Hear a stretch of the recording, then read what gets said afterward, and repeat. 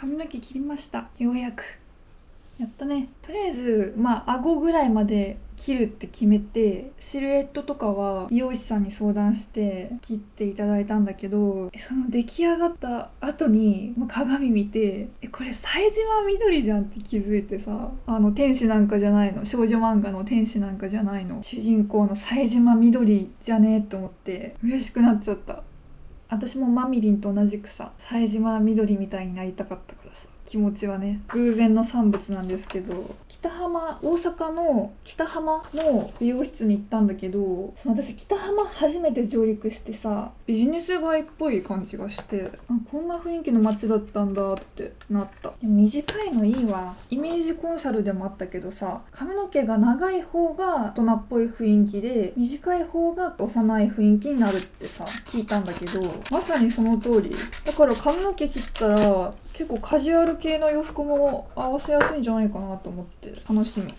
イメチェンするとさ、新しいセット方法とかさ、学びがあるから面白いよね。またハイトーンとかやりたいけどな。一回ピンクベージュみたいな髪色にしたらさ、激傷んじゃって、その経験があったから、もう一生地毛でいいやとか思っちゃって、 XG のウォークアップ見てからさ、水色髪のひなたちゃんが良すぎて、水色にしたいって思ったけど、ブリーチ痛すぎるからもうできないな。一回ブリーチした時にさ、頭皮が痛すぎて、熱痛すぎて、これ頭燃えてるんちゃうかと思って何回も鏡見て確認したもん。そのぐらい痛かった。葛飾北斎とかめちゃくちゃ家が汚くて93回ぐらい引っ越したとかなんとか。いや北斎はいいですよ、そりゃ売れてますからなんかその北斎がさ、友達描いた絵をその辺ポイポイポイってやるから、部屋がいくら汚くても北斎の絵は売れるからOK だったんだって。今さ、何の作業をしてたかっていうとさ、キャンバスに写す線画を拡大コピーしたものを貼ってます。カーボン紙引いてなぞって線画をキャンバスに写してるんだけど、でもこれって今ちょっと古いやり方らしくて、今ってプロジェクターで画像をキャンバスに写してそれをなぞって描くんだって、直接。そんな方法があったかと思ってびっくりしちゃった。最近作業中アイマス聴いてる。私特にミリオンの曲が大好きで、受験生の時とかもずーっと聴いてた。だから懐かしい。今はもうちょっと追えなくなっちゃったな。この作業映えないよね。映画や本や漫画、音楽って見ておくべき、読んでおくべき年齢があるよなって思うな。今まで見てきた映画の中で一番大好きな映画ってララランドなんだけど、初めてララランドを見た時恋愛映画だと思ったのね。それはなぜかっていうと、自分が当時恋愛をしていたから。ララランドはロマンチックな恋愛映画だなって思ってたんだけど、去年また久しぶりにララランド見ようって思って、そしたらさ、これ恋愛映画じゃないわ、夢追い人のサクセスストーリーだわって思ったの。それはなぜかっていうと、私が絵を頑張ってる時に見たから、ミアとセブの夢に向かって頑張る姿に共感したわけ。ミアが最後にさ、オーディションで歌を歌うじゃない。歌詞とかさ、初めて鑑賞した時はまんまさ、歌詞そのまんま受け取ってたんだけど、その歌詞が暗に意味してることとかがすごく理解できるようになってて、主人公のミアは女優を目指してて、でミアのおばさんも元女優だったので、そのミアがオーディションって歌を歌うんだけど、ミュージカル映画だから、その時の感情を歌に乗せてうちらに伝えてくれるって感じ。私のおばはセーヌ川に飛び込んだっつって、で飛び込むたびにもうめっちゃ風とか引くんだけど、それでも私はまたセーヌ川に飛び込むって言うわけ。初めて見た時は、学生時代はそんな川に飛び込むなんてすげえなみたいなそんな浅い感想だったんだけど、その去年見た時に、これって川に飛び込むイコールオーディションに何回もチャレンジするって意味だって思って、で風邪をひくっていうのは、そのオーディションが結局ダメで、その辛い思いをするけどまた挑戦する、川に飛び込むんだっていう意味だったんだなって気づいて、それでボロ泣きよ。だから不思議だよね、映画とか小説とか。だからその時その時さ、受け取るもののをさ一生懸命感じ取らないとダメだなって思うな。めちゃくちゃチーズ食べたいな。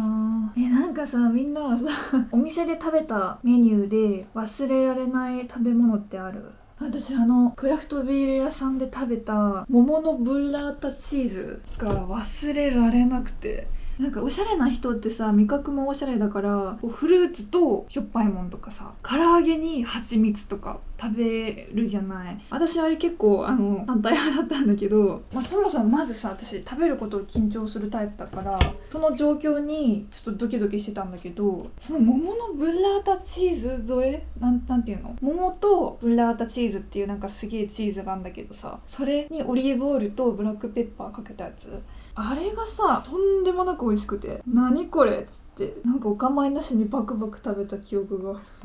でも家で再現しようとしても全然うまく作れなかったの。なんか水っぽくなっちゃって、味もなんか違うし、やっぱ桃頼みじゃんあれで。しかも季節のメニューだからいつも食べられるわけじゃないし、だからまたどっかお店で食べたいなって、お店で出会いたいなって思ってます。いや、料理をなりわいにされてる方ってすごいなって思いました。できたできた。こんな感じに写せるんです。そう、カーボン紙を使えばね。なんかさっき急に母から子供たちに歌の習い事させてあげればよかったとか言ってきた